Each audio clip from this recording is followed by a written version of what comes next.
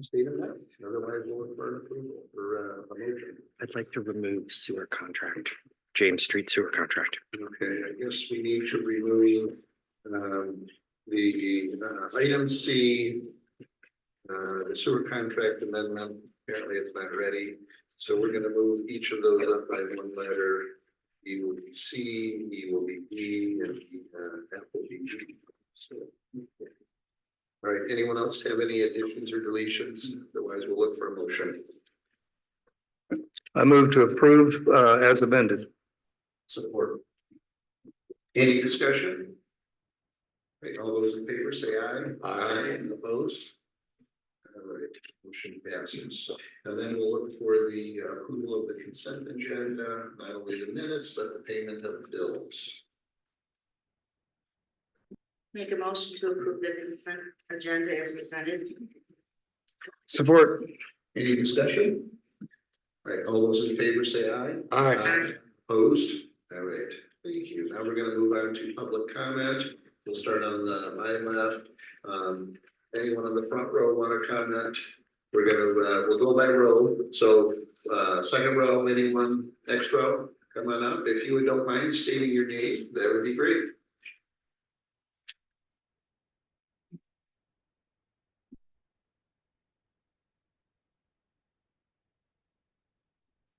Hi, my name is Christy Kalk.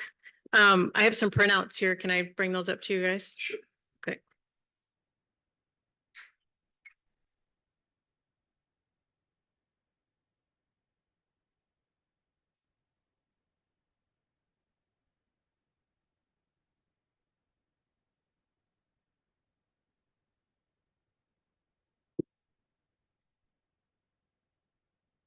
I'm here to advocate for traffic safety measures on Lakeshore Avenue, specifically the stretch of Lakeshore that runs from 168th Avenue to Lake Ridge Drive. The issue that my neighbors and I have experienced for years is motorists using excessive speed and driving recklessly, specifically around the blind curb just south of Lake Ridge Drive. We do not allow our children to cross the street at the intersection of Lake Ridge and Lakeshore because we fear for their safety. I personally witnessed a couple crossing the intersection, pushing a stroller, nearly get struck by a vehicle barreling northbound around the curve. The driver narrowly missed killing them by swerving into someone's yard. That said, I want to be clear, while drivers bear the responsibility for their actions, I do not believe they are solely to blame for the issue. Lakeshore Drive is an attraction for people seeking speed on a road that is essentially set up like a race course. A long stretch with relatively gentle curves among some great straightaways. And here we arrive at the root of the issue. Speeding down Lakeshore is an accepted practice. People do it all the time, nearly every day in the warmer months, and nobody gets in trouble. It's being allowed to happen, and it's time for it to stop. Fred Keene, a traffic engineer with the Ottawa County Road Commission, explained in a September 23rd, 2024 email exchange with me that in the 10-year span from January 1st, 2015 through September 1st, 2024, there were 2 curve-related crashes, one in 2022 and one in 2023, both involving motorists driving too fast and losing control on wet pavement conditions. I understand that traffic data is important when making decisions. So let's now add to that data a crash on September 22nd, 2024, in which a 16-year-old was killed in the exact scenario that Mr. Keena describes as happening in 2022 and 2023. Is that enough now to take some measures to try to protect drivers, especially young drivers, as well as pedestrians and cyclists? Mr. Keena also explained that the issue of speeding and reckless driving would need to be addressed by the Ottawa County Sheriff's Department. And as such, she copied Mr. Fink on the email that I see is here today. I then sent a response to Mr. Fink and I have not heard back. So that is what brings me here this evening. I do not know the best course of action for decreasing the dangers I have explained, and that is why I am here. We are here asking for your help and the help of experts willing to work with us to address this ongoing issue. Thank you for your time. Thank you.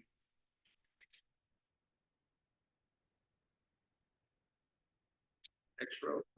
I just with her. I just kind of. I thought you were there. No, I'm sorry. I'm there for that too. But I'm Mark Kalker, Christy's husband. I just want to reiterate some of the stuff she said and just how living in Park Township is such a great privilege and it's safe in most places.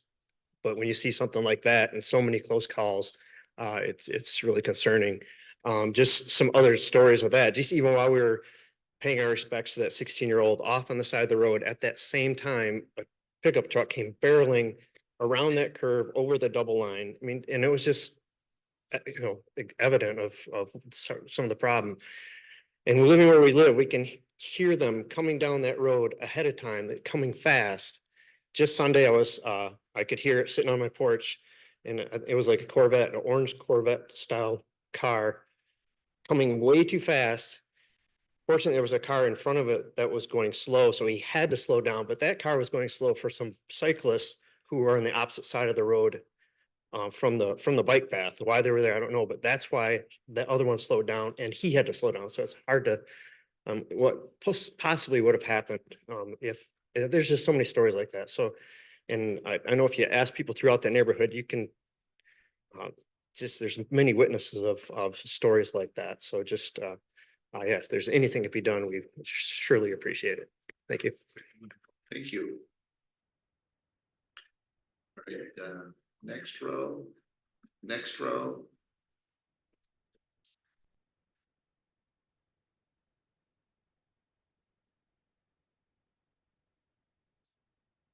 Good evening, members of the board, fellow residents, and community leaders. My name is Kevin Moss. Kevin. I'm too short. All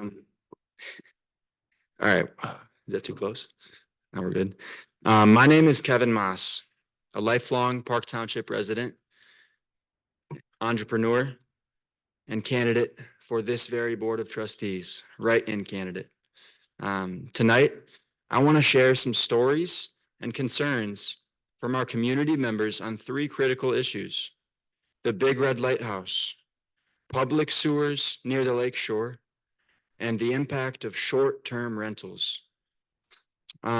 Before I tell you the resident story on Big Red Access, I'd like to read to you all the National Historic Lighthouse Preservation Act of 2000, where it says, and I quote, "The NHLPA recognizes the cultural, recreational, educational value associated with historic light station properties by allowing them to be transferred at no cost to nonprofit corporations.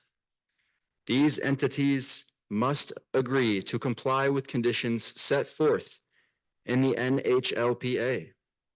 The eligible entity is to which the historic light station is conveyed must make the station available for education, park, recreation, cultural, or historic preservation purposes for the general public at reasonable times and under reasonable conditions."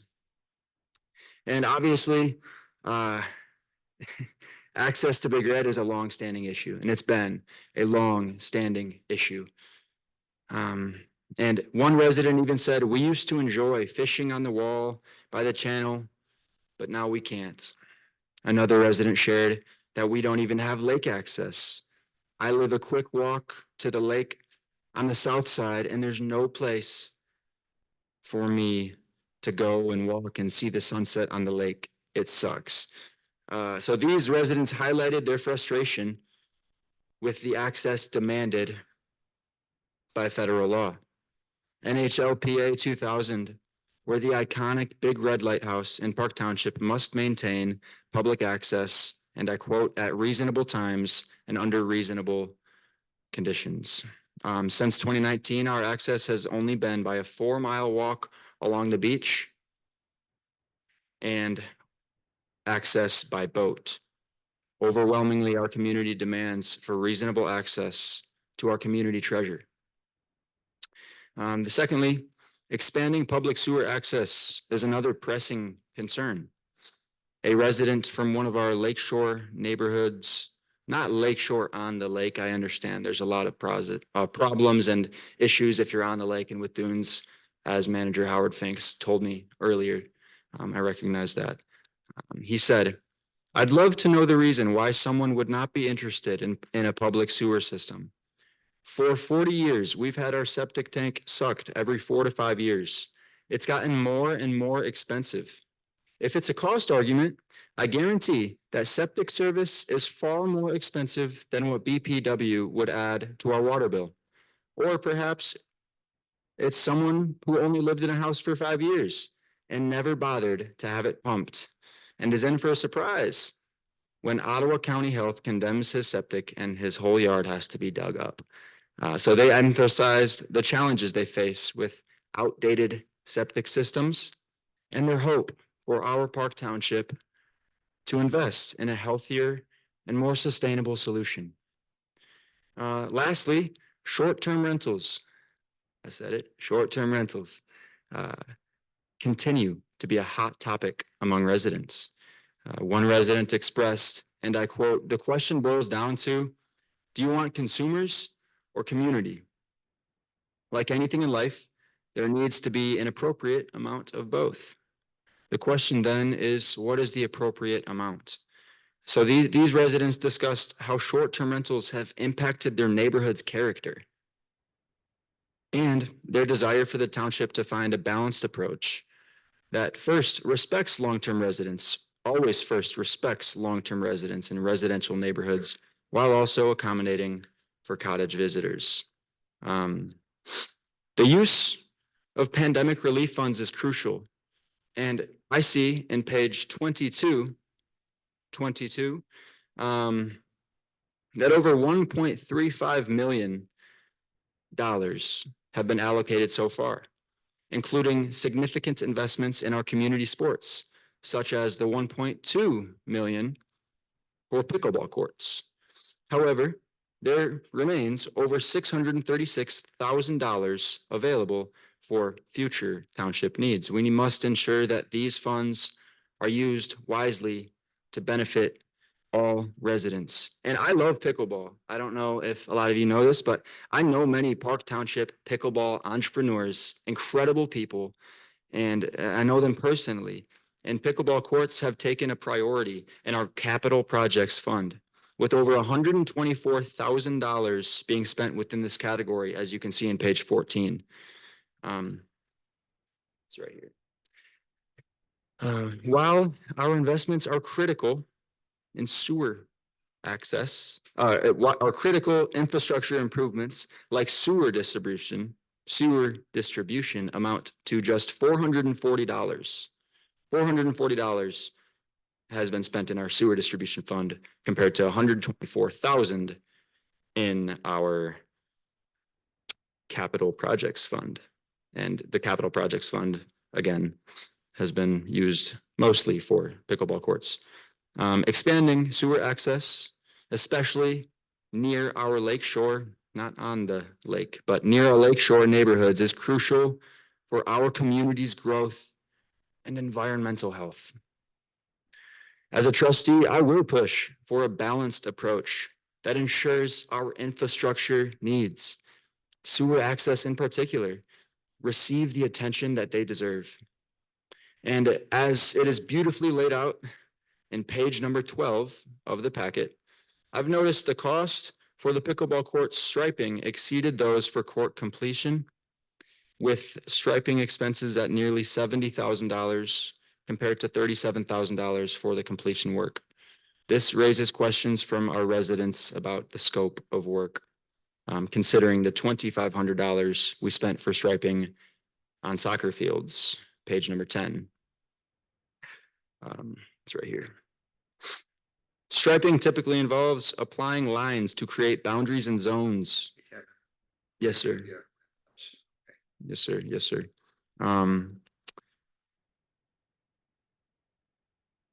Striping typically involves applying lines to create boundaries and zones on the court surface. The use of durable paint, and these usually go from striping services typically go from $500 to $2,000 per court. I've done this research. Completion, on the other hand, involves labor-intensive tasks like grading, spreading materials, and construction adjustments, which go for around $5,000 to $10,000 per court, as I've done the research. The $37,000 for pickleball courts completion is consistent with typical market rates. On the other hand, my comparative analysis shows that the $69,900 allocated for pickleball court striping is significantly higher than the standard industry costs for similar projects, which would typically range from $6,000 to $20,000, as I've talked to people in that business. I flag this for further explanation, and I recommend a scope of work document and project details to be released to the public before approval. And as your trustee, I will prioritize regular audits, make financial reports available as it was here in more detail, showing to our public that Park Township's financial practices are above board. Thank you all for listening to these stories and concerns brought forth by our Park Township residents. These voices represent a larger conversation in our community, and I believe that we can address these issues together, ensuring that Park Township remains a place where residents feel heard and valued. I am committed to working towards those solutions that benefit all of us. Thank you, and thank you, members of the board. I appreciate you, and I look forward to working with you come November 5. Have a great rest of the week. Thank you. Mr. Chair, may I suggest you remind our audience that the public comment period is limited to 2 minutes per speaker. Thank you. Right, next.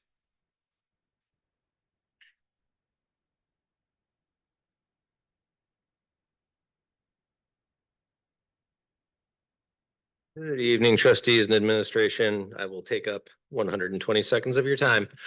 Just a quick update of what's, my name is Chris Klanyans. I'm the county commissioner for the 2nd district, which does take care of Park Township's precinct 4. Just a quick update as to what's been going on up at Fillmore. Our meeting on the 24th, we approved our final budget for the next fiscal year. That was after it went through with minimal difficulty, but we did end up removing a grant from the health department's budget, which if we do end up needing those services, those are going to have to come from general fund. There was a lot of discussion about that. Our meeting on the 8th, also at the meeting on the 24th, we passed a resolution to form a search committee for a new administrator for the county. The lofty goal is to have that person in place by the 1st of January when the new term starts up at Fillmore. There was a bit of discussion about that as well. That committee met 3 times during the course of the following week. So when we reconvened on the 8th, that was a topic of discussion. The search committee, the proceedings of the search committee were sought to be discussed. Motion was brought up and seconded to bring that discussion to the table, but it failed to pass. There is some disagreement as to whether there is a violation of county policy because a draft contract was signed before without actually ever submitting an RFP. So that might be coming out now. If you've been following the news for the past couple of days, there's been some interesting stuff. I can't necessarily comment on that, but suffice it to say, things are still going at about the pace they have been at Fillmore for the past 20 some odd months. Looking forward to finishing up this campaign and hopefully being reelected so I can subject myself to 4 more years of this. But if you have any questions, I'll be around after the meeting. Thank you very much for your time. Thank you. We got everyone on this side. We'll move to this side.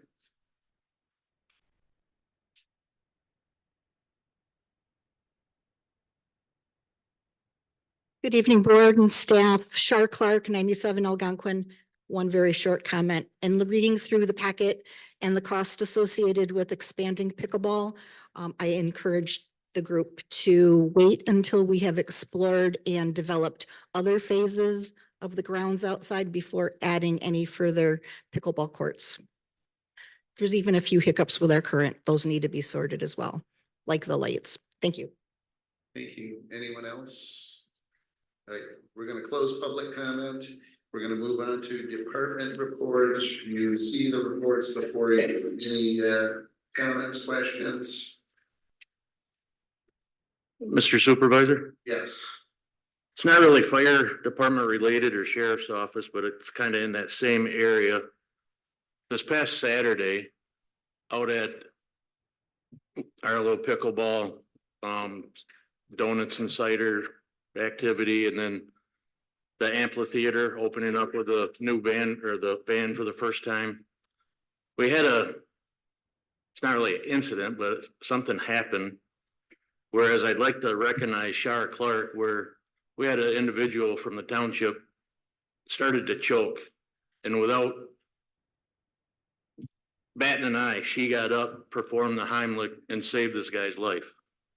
And I'd just like to recognize her.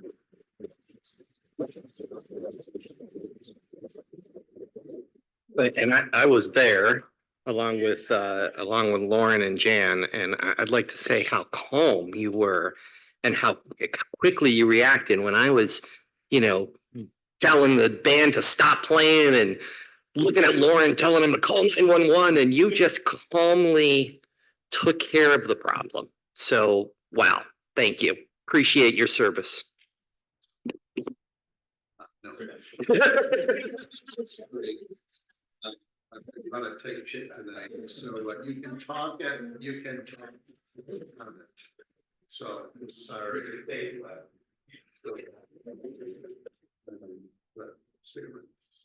It's not gonna be a long meeting anyway. So, all right, Thank any you. other comments? All right, we're gonna move on to action items. So we're gonna move on to action item A. You've got to read through that. So we will look for a motion.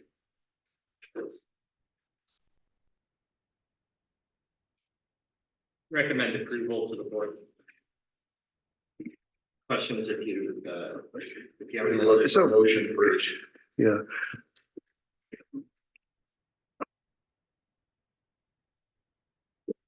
Maybe we want Let's get to the page. Oh, okay. Right. page 82, Steve. I think for our online people, we need to kind of address what we're discussing here. All right, we're looking for Bowerman's blueberries on James Street. They want a request to have wine tasting at their location. Make motion to approve. Second. Right. Discussion? We do have precedent on Riley with Tanglewood. So this is I would say it's in concert with that as far as the appropriate use. So yes, I would say it's a very good use and extends their service, retail service to our community. So I think it's a great idea. So just a couple of questions. They're actually making wine on their property? Because I was under the impression they were going to be using Tanglewood's wines. They are actually making their own wine. It's not clarified here. Well, Mr. Chair, I think representatives from Bowerman's are here. They'd like to address. Sure. If you want to. Yep. Yeah, absolutely. If you have any questions, feel free to ask them. Yep. Well, skip that question. yeah. Are you guys making your own wine? So the goal will be to make our own wine and or hard cider. Unfortunately, over the last couple of years, we've had to dump tens of thousands of pounds of blueberries out in the back of the farm, which we've never had to do in the past. So trying to come up with a new solution to utilizing those, fermenting is the solution that we've come up with. So yes, we currently own an SDM license. This license would allow us to make hard cider and wine. So But you're not currently making. we are not currently making our own wine. No, we are currently selling Tanglewood wine, if that's where, yeah. But you don't currently necessarily need a tasting room then because you're not making your own wine yet. Well, this application is in conjunction with applying for a small winemaker's license. This tasting room portion of that is basically what a small wine, it's like a small winery's license. It allows you to consume the product that we're making on site. So you need this on premises tasting room permit in order to actually consume the product that we're going to be then making on site. So would it be safe to assume that the tasting room wouldn't open until you had your own product to taste in it? So this is a little bit misleading. So tasting room, we're not looking to build anything or create anything new. This license would just allow us to utilize the building that we already have and the property that we already have to make and consume the alcohol that we're producing. So we wouldn't necessarily be looking to create another building. What we're really looking to do is bond our current building and property in order to be able to consume alcohol on premises. Your alcohol, Correct. Our alcohol okay, that we make, but you're right. that we make, yes. Does that answer your question? Well, yeah, I'm always confused about the right farm law. Because I've always thought that it was to allow farmers to sell products that they've raised on their own property. Correct. But because the Michigan Liquor Control Commission is I guess a little bit more of a red tape that you have to jump through. It's beyond just creating a product with our blueberries and being able to sell it. It's a liquor item, so it has to be governed by the federal, or not federal, but the state Liquor Control Commission. Okay. No more questions. Any other questions, comments? Right, so what we're voting on is a resolution. And you can see the resolution on page 83. Yep. So, resolutions, they're not, Don't have to be, can be, just doesn't matter. ordinances are. Yeah. So, all right, we will just call the question then. All those in favor say aye. Aye. Opposed? All right, very good. We're Thank you for your time. Thank you. We're gonna move on to ZBA appointment, and we got to go through that. We just need to, there's been a person that has been brought to the board for approval, and so we're gonna look for a motion, and my understanding is you are here. Would you like to stand up and introduce yourself? Here. Yeah, please do. My name is Kim Payne Nyack. It's Kimberly, but I go by Kim. I am almost a lifelong Park Township resident. I was born here, raised here, moved away. I'm back. Mother of 5. Yeah, and I'm really excited and interested to become a part of Park Township's leadership. Thank you. All right. We'll look for a motion. So. Support. Any questions or discussion? All those in favor say aye. Aye. Opposed?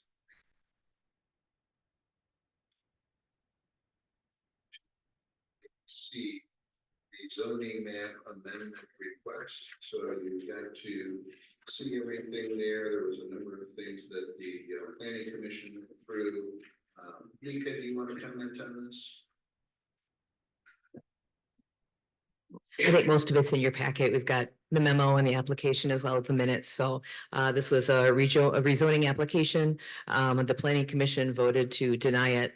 It is just around the corner here.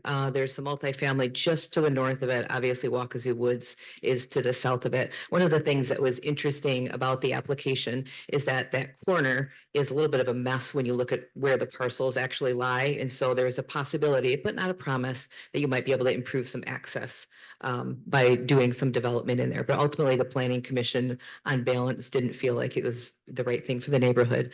So that's their recommendation. I don't know if Terry had anything that he wanted to say further about that. But.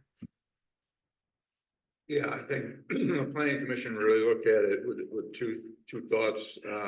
The residents showed up in mass, if you would. There were 12 people that spoke against the proposal. When it really came right down to it, there was no site plan, even a conceptual site plan provided with the packet. That was a concern because on R5 rezoning, there are lots of public use or not public, but uses for you can put on that property on for R5, and that was a very big concern for the planning commission, not having some assurance as to what was going to go on there. Conceptually, the people proposing it were suggesting that they would build 10 very small homes for rental. And the residents felt that that did not fit with the Wacazoo neighborhood aesthetics. And so the board voted 4-1 to deny the rezoning. And I would recommend, that would be my recommendation, personal, my own opinion would be that also, in addition to the board. Or, I'm sorry, in addition to the planning commission's recommendation. All right, hearing that, we will look for a motion to rezone from R3 to R5. Mr. Chair, I move that we support the planning commission's decision and deny the request. Support. Any questions, discussion? In reading the minutes from the planning commission, I agree with a few of them that, recommended we need more detail and possibly come back as a PUD. So we have more say over what can go there if we want to allow them. Yeah. I think lack of detail was a big thing. Yeah. Which doesn't have to be submitted with results. Right.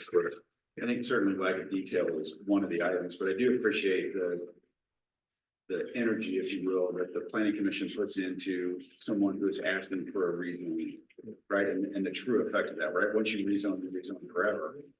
And I think it really, to some degree, if it's not in line with what the master plan is, you're really taking away from the nearby neighbors when you do something like that. So I appreciate their position on it, and I appreciate that they listen to me, but you well around it. I will recuse myself from this vote. My father owns property within 300 feet of this, the property in question, so I will not discuss and or vote on this issue. Thank you. Any other comments, questions, discussion? All right, all those in favor of supporting the planning commission's denial, say aye. Aye. Opposed? Just making sure that reference will not abstain, please. Thank you. All right. And now we're going to move on to the deck ordinance. You can see that. And so I guess we'll look for a motion to approve the deck ordinance. Do you want to make any comments on that? I'm more excited about this than people should be about decks. This has been a big pain point for people. The way that the ordinance is written right now, there are a lot of people who are really having a hard time being able to rebuild a deck. So I'm counseling people very often to change plans, to go to the zoning board of appeals, that sort of thing. So be great change for people. Can you just give us a short synopsis of the changes? Yes, it changes the setbacks that are required pretty significantly. So the ordinance as it's currently written requires the same setbacks for a deck as for a house, which isn't intuitive to people. And a lot of decks are built without permits. So they're built within the setback, people can't replace them.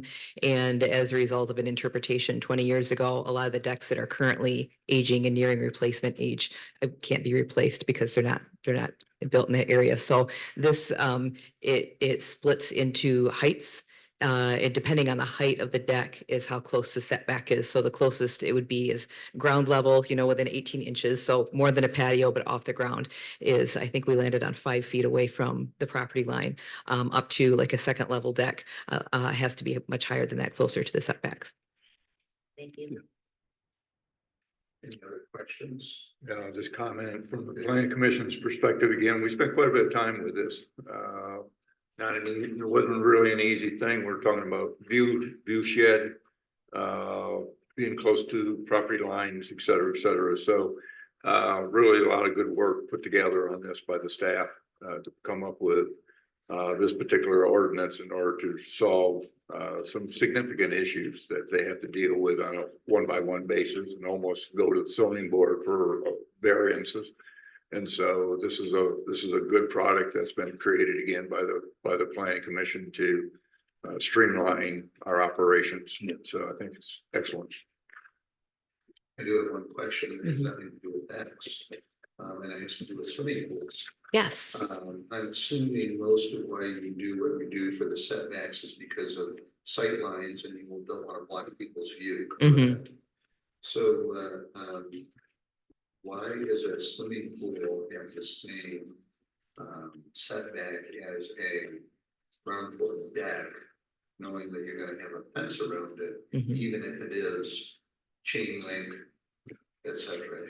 I'm Yeah, curious as to like with why they know the in-ground, so that one was, it's Terry, we talked a lot about pools, so I want you to chime in on that, but the existing ordinance, we didn't change that one very much. That one, we really just changed the swimming pool setback to be in alignment with what the ground floor deck was. But the reason being that just to have a little bit of space around it so that you can do whatever maintenance you need to do without getting into your neighbor's property. I think that was the core of it. You mean with the 5 foot for the ground level? because the neighbors, Mhm. sight line changed, it's not fun, chain link fence. I was just surprised by that. Okay. Jim, just a comment in that regard, the pool is the same as a ground level deck, 5 feet from the line. If you think about it, if you put a pool in, it's probably either gonna have a patio around it, 5 feet or more, and the deck. So your pool itself will probably be no closer than 10 feet away from a property line. But the chain of the fence will go around. The fence they can do any way they want with that fence. Yeah. But from a property line standpoint, it'd be 5 feet. It's just more of a curiosity. Yeah, I know. So we all talked about that curiosity. Some of us don't want a pool next to us 5 feet away from my dad. Any other comments, questions? All those, this is an ordinance, so we get to have a roll call. So, Who made a motion? Bill, that's a motion. did we get a motion? All right, we look for a motion. Make a motion to approve the new deck ordinance. Support. Any other discussion? Trustee DeHaan, Yes.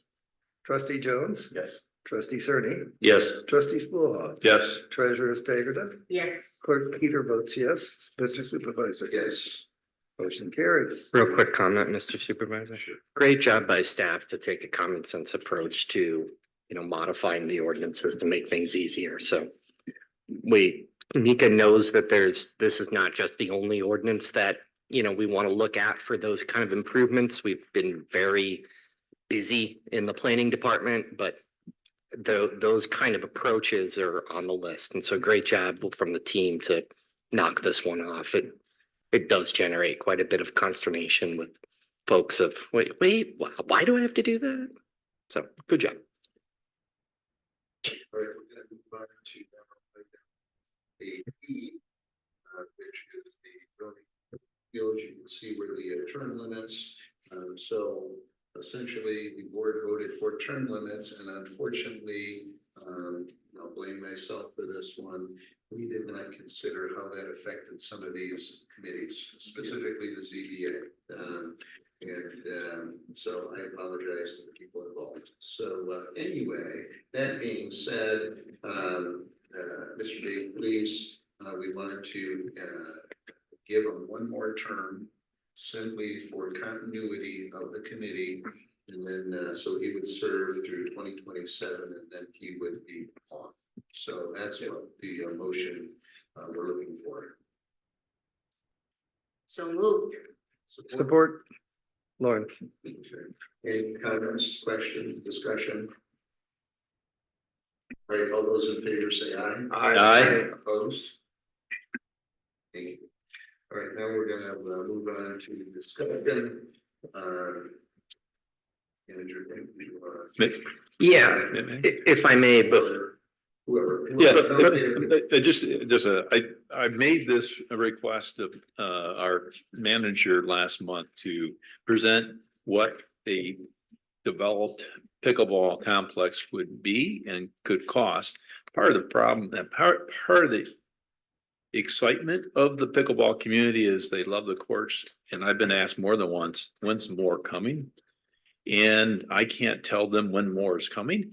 But with this in their face, it's a real cost. We don't have money to buy these. I mean, there was no intention for me when I asked the request for the cost of these courts to put a plan together to build them.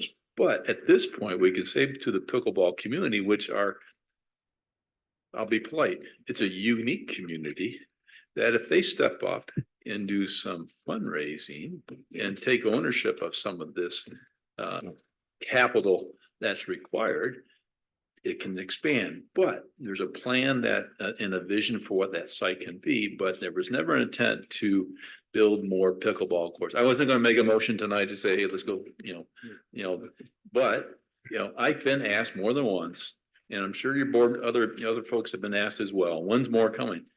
It ain't cheap, folks, and we don't have a budget for this. And so thank you for Mr. Fink and the team for designing what would be a world-class development. And it ain't cheap, folks. It ain't cheap. The one thing I would add to this, and I did some significant work with our contractors previously to the last meeting and talk with Chad as well. It's for the audience so the audience knows, those pickleball courts were generaled by the township. Those were estimated to be around the $1.2 million range. Those courts were built for slightly less than probably $900,000. I don't have the precise numbers in front of me. We saved the township quite a bit of money. There's quite a bit of dollars that were saved, particularly on the excavation side.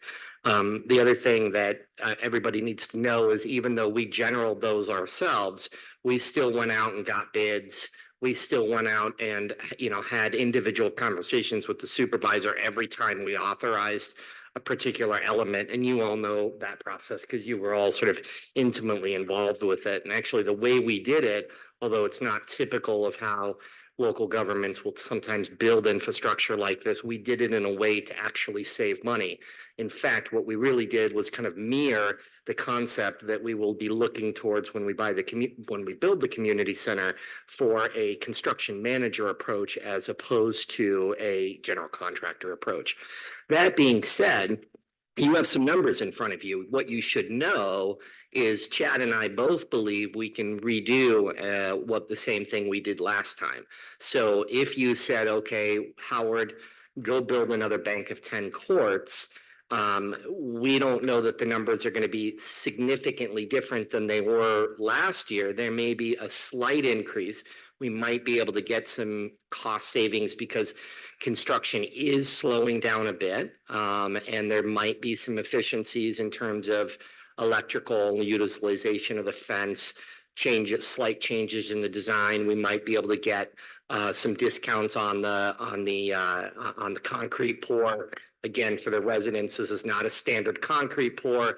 This is what they call post-tension construction.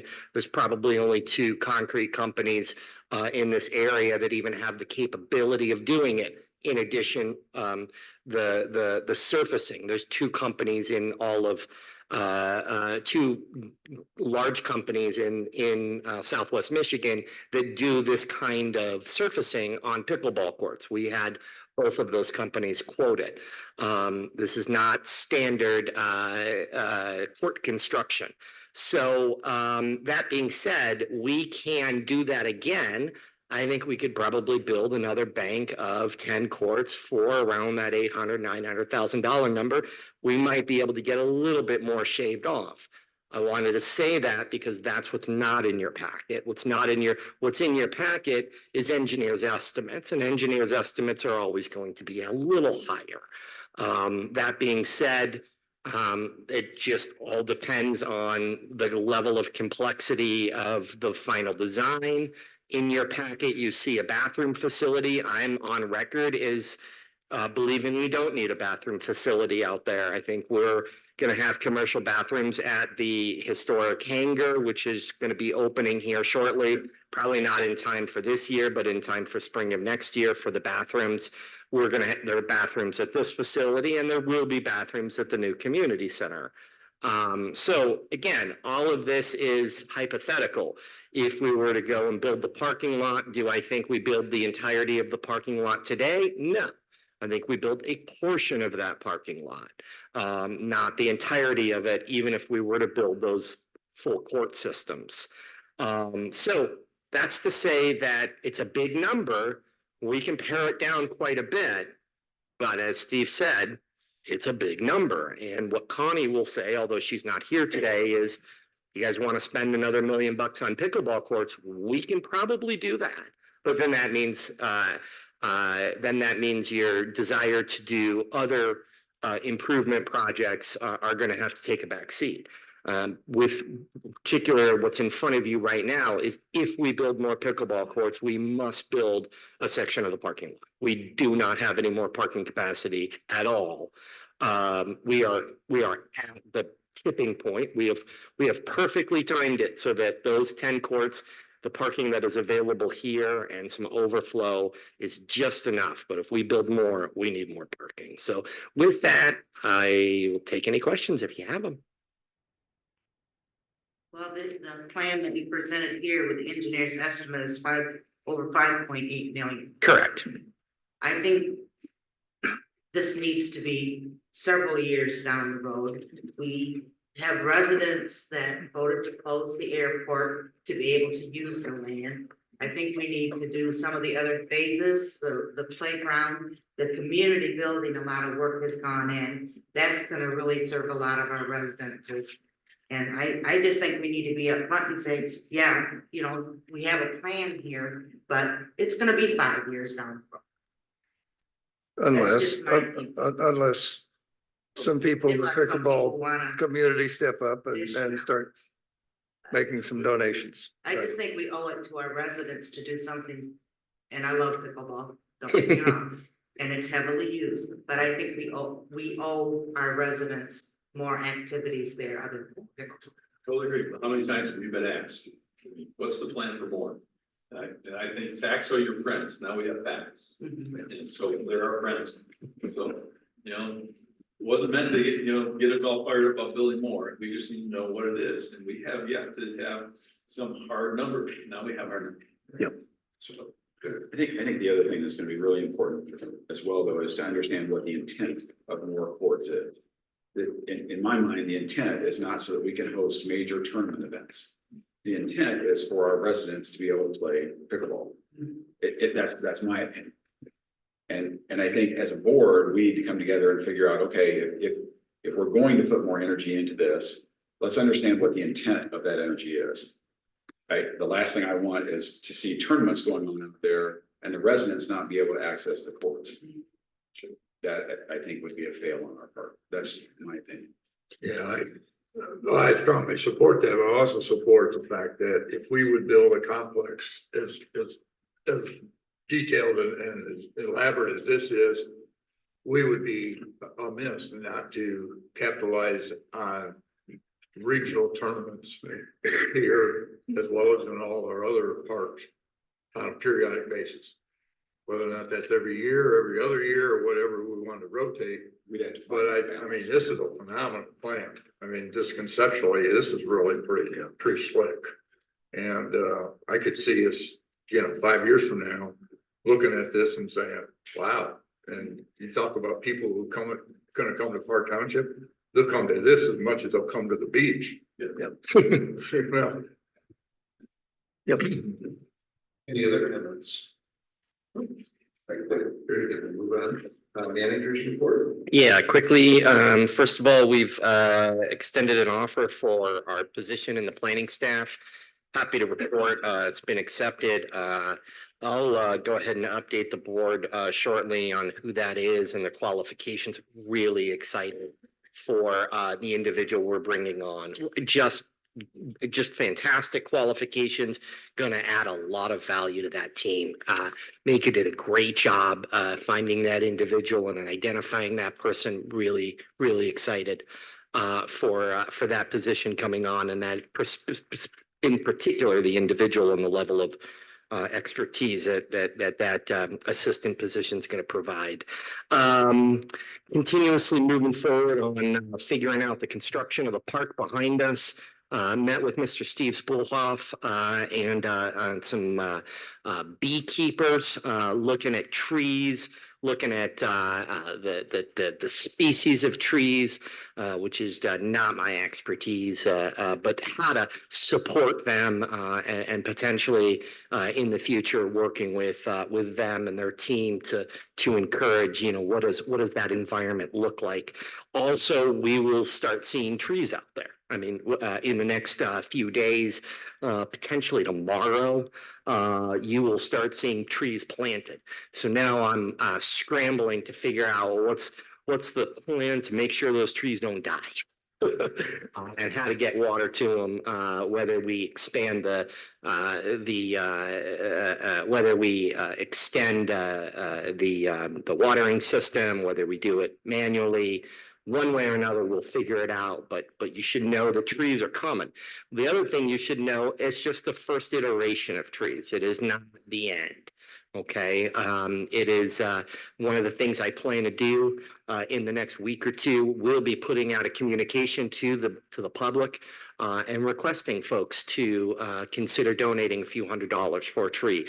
We won't add plaques to trees, but we'll try to get the community involved to do that. So really cool stuff coming on board, and the park has been planted. So if you've seen it out there, you'll see little lines throughout the whole park. That's one thing to note. Please don't walk off the trails. For a few years, we're going to keep emphasizing that. We're going to start now working with signage. Brian behind me has been charged with thinking through that signage, and that's going to be the next kind of focus is explaining the natural environment that's out there. And getting that park signage feel installed. So all of that is happening. The other thing I'm working on, and will be almost all of tomorrow and very early next week, is getting in our tip projects for the next tip cycle. You guys probably, some of you may be aware, Skip and Jim are probably very well aware. Whoever the new supervisor is next in a month or two will be aware. Much of the federal appropriation in terms of infrastructure dollars with respect to roads and planning is allocated at the McTally Area Coordinating Council through a process called the TIP, Transportation Improvement Plan. We generally are not able to access much of those dollars because we are not an Act 55 agency, which means we don't have a direct association to roads, right? So those dollars typically go to the state MDOT road commission to speak to one of the ladies' concerns. Most of the concerns around traffic and traffic improvements are situated at the road commission and the planning around that, as you already know. But we will be putting in projects around bike paths, not to say that we will implement those, but you never know.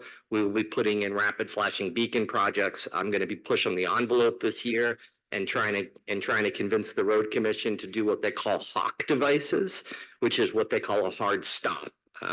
Your planning director in the audience is probably our resident expert in this issue, in this area. She's an expert in kind of pedestrian facilities and biking and how that all those interactions. So we're going to try to push the envelope a little bit in that. The other thing that is to note, we are advertising for a cemetery sexton. Lee Harris has kind of made it official. He's going to stay on board with us as needed. We'll pay him hourly for that. But he's kind of retiring and probably looking forward to the next chapter of his life and hanging out in Florida quite a bit. Dave, our current the other cemetery sexton, is fantastic. And so we'll be looking for a new person as a cemetery sexton. So if you know anybody, drop the ad to them. Strategic planning is now starting to be on the docket. I've already started having some conversations with the individual that we used last year around strategic planning, which is Kurt Wassing. So we're going to bring back Kurt. Strategic planning this year is going to be a little earlier. so that we get strategic planning done before we start thinking about the budget and resource allocation. So just be aware that Julie will probably be sending out pretty shortly times for strategic planning. We're going to try to hit that in January, February timeframe. Okay, so just try to be flexible with your schedule around that. We'll try to do it the way we've always done it. Try to go a little off-site, stay in Park Township. It'll be advertised to the community, so it's an official public meeting if anybody wants to come. But we'll go somewhere off-site and we'll provide dinner for the board to go through that process. Lastly, we're still working on the community center. You know, it's funny because I often say that the wheels of government turn slow. Seems the wheels of litigation turn even slower. But we are waiting to hear back from our attorneys on mediators for the community center. We've, I think, now narrowed it down to potentially 2 mediators, and we're going to try to get dates. Unfortunately for Dan and myself and the team, it's most likely going to be a Saturday. But that's okay. We'll figure out that mediation. So know that the community center process is still ongoing. The lights at the pickleball, I don't know what happened, frankly. We checked the lights a few days after that, and they turned off at 10:02. Chad was out there, and he's got it set 2 minutes after 10 o'clock, and they shut off. So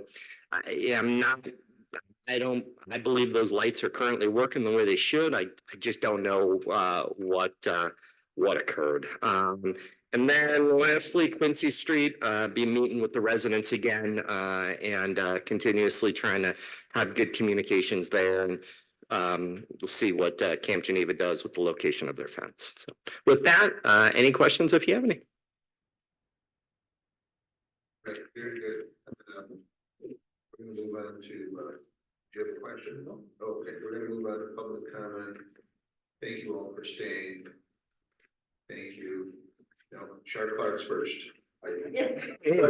She gets to come first. Thank you for your time.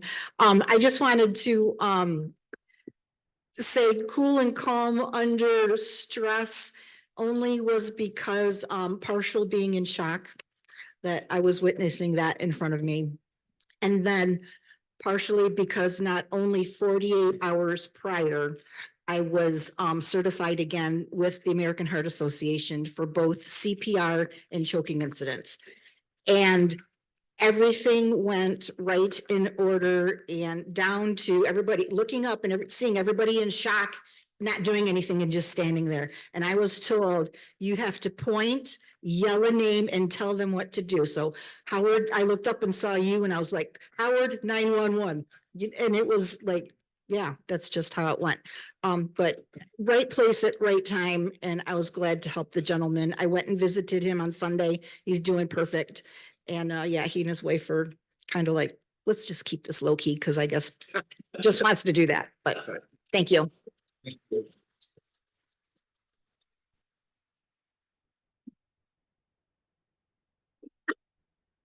My name is Doug Flambeau, 100 North Division.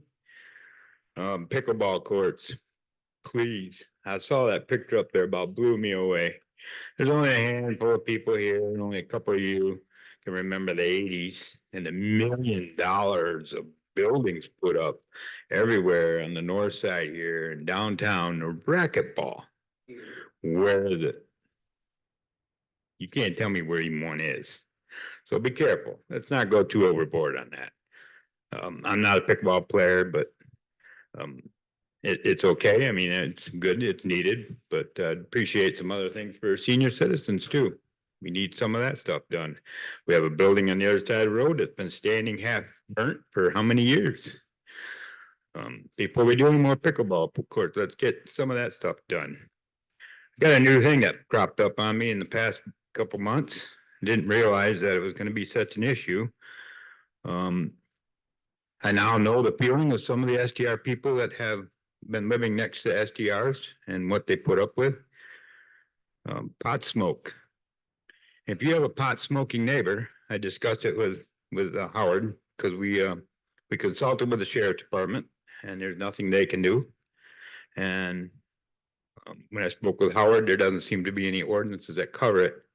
you have a pot smoking neighbor and your window is right next to theirs or garage, I believe you all know when you pull up next to a car or light and there's a lot of pot smoking going on there, how nauseating of a smell that is.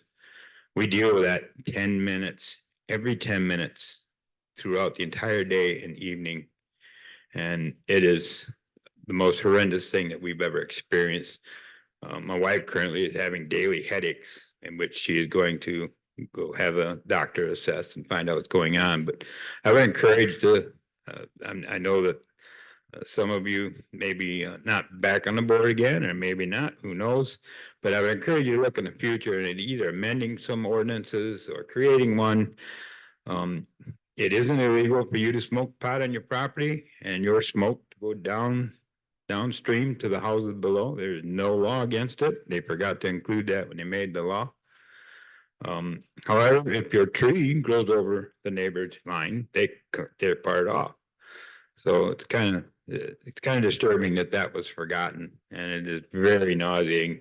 They open the garage door. We know every time they do it because the garage door comes up a foot and here it comes.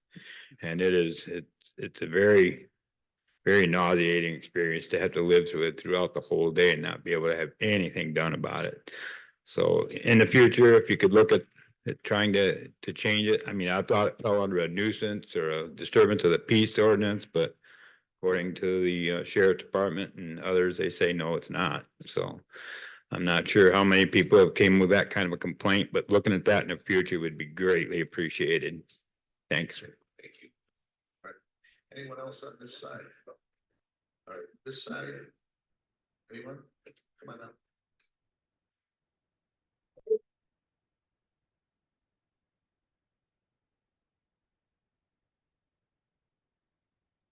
Hi, I'm Ed Moss, Park Township resident. Just have a few comments. These are all related to Big Red. So one, Big Red is located in Park Township, as we all know. And we learned about federal law today, that federal law says the public must have access to Big Red at reasonable times, reasonable conditions. And nearly all residents want that. Everyone I've talked to wants more access. And I had a chance to meet with Valerie Van Heest, who's a museum curator, and did an exhibit on, or museum exhibitor. She did an exhibit on Big Red and wrote a book on Big Red. And she said that in the past, the Park Township has met with property owners and arranged for some reasonable access to abide by federal law. And that kind of went away in 2019 with COVID. So I'm just wondering, how has the township, have we had more Park Township joint meetings with the property owners to restore the pre-COVID levels of reasonable access to the lighthouse that everyone wants? And by law, I mean, the public has to have access. So that's the question. Another one is there, if Park Township doesn't have authority over it, and is there help? You know, we're the local government. Can Ottawa County, the state, or federal agencies help obtain that legally required access? So thank you for considering those things. And I just gotta say, I'm learning a lot about the township through my son, Kevin, and I support him fully. And thank you for listening, for all that you all do. Thanks.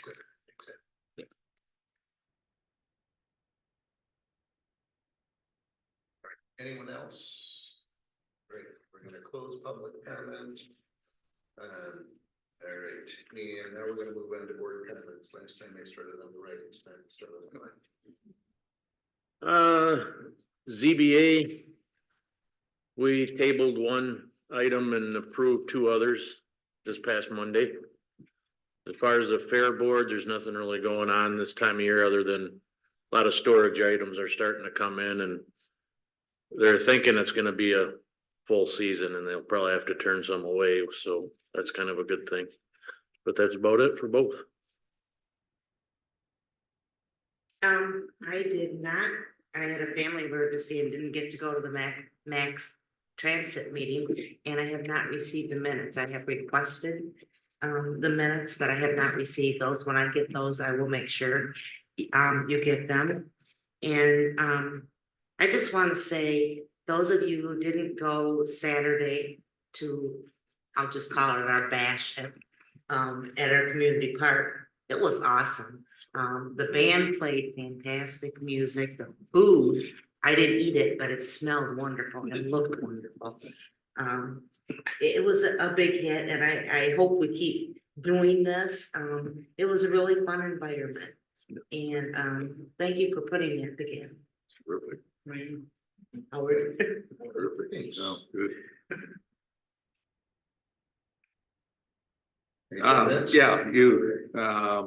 Nika again has issued her planning and use report, and I won't do any updates to that other than Howard already indicated that the planning zoning assistant has been hired.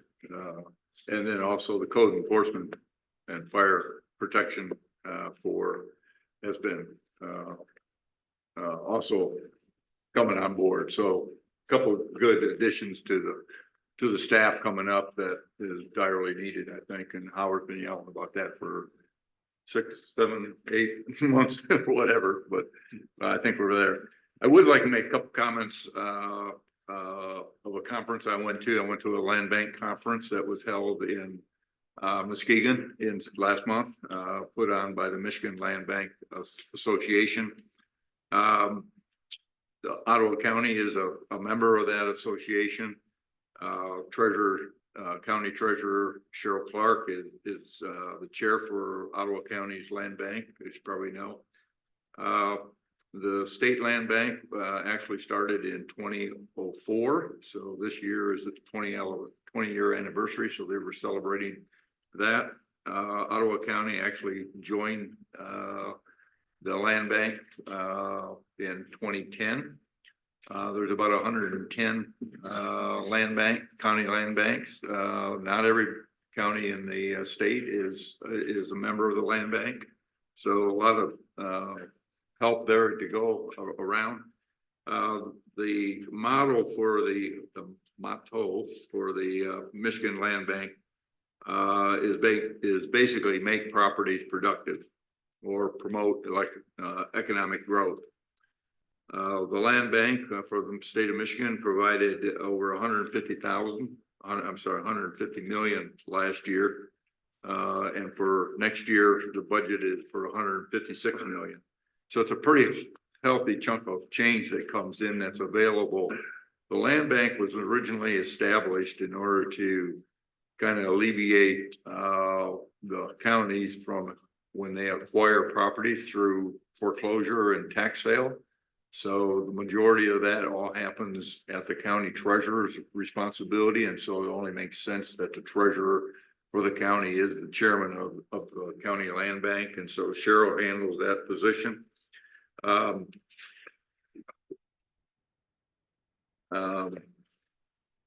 Over the years, there's been additional regulations that the legislation has put together that allows the land banks to have a wider variety of capabilities to buy just depressed properties.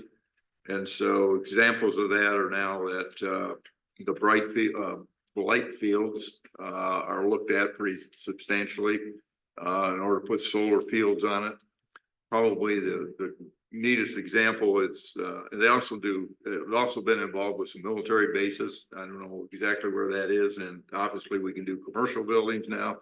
But one of the unique ones was the actual, and Steve, you would be very familiar with this, is that with Traverse City, the veterans home there that been converted, that was all done with land bank money, or a lot of that was done with land bank money.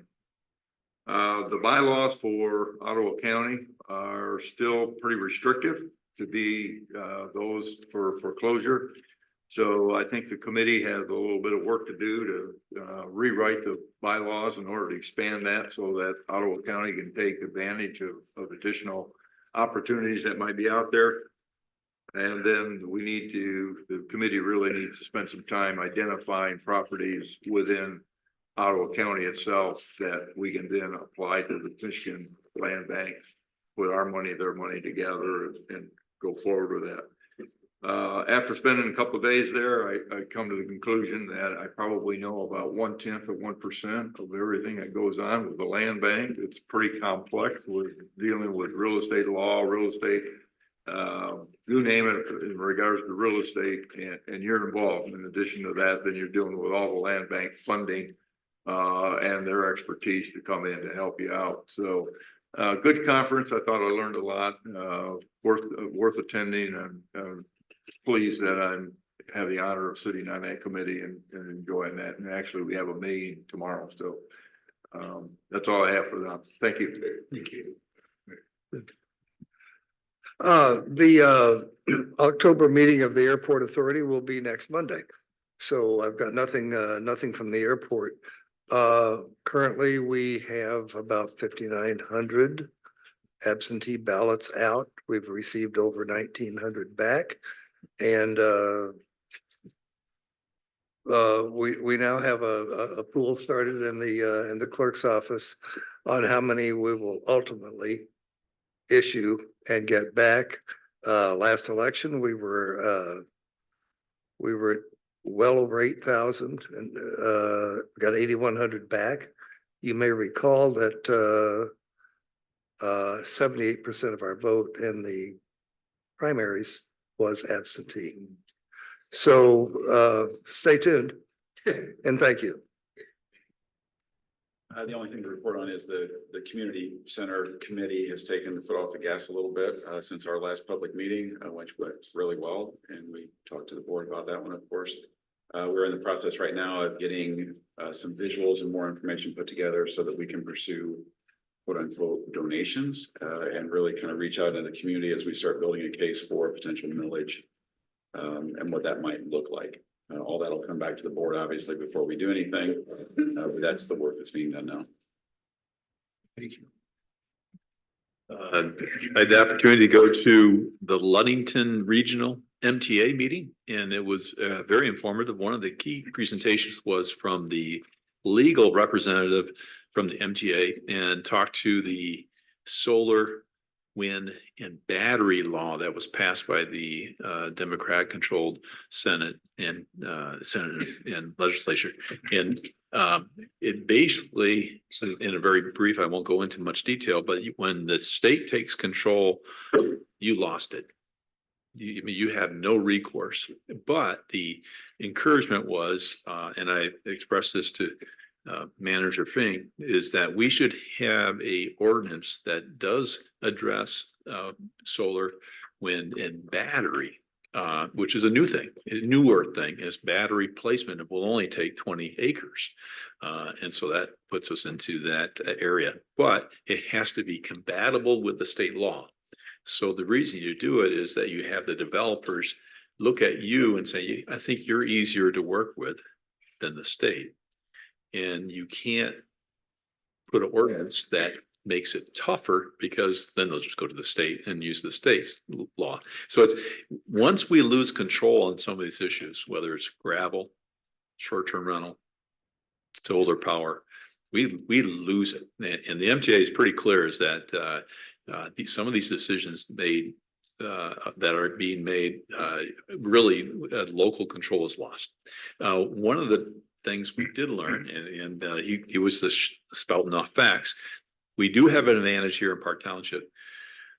Developers are looking for at least 500 acres or more of adjacent land to use for solar, and we don't have that. And also, they're looking for low price farmland. We don't have that. So it's not likely that we're going to see a solar field or a wind farm. But we could see a battery storage facility because they only need 20 acres for that. So there's really some interesting things that we should be made aware of. Good conference, these regional things, great networking opportunities, and you get challenged to learn quite a bit on that. A couple things, CPA meets, a community enhancement program meets in a week, so nothing to report there. I'm going to step on maybe a delicate subject. I don't know if you've had problem with deer.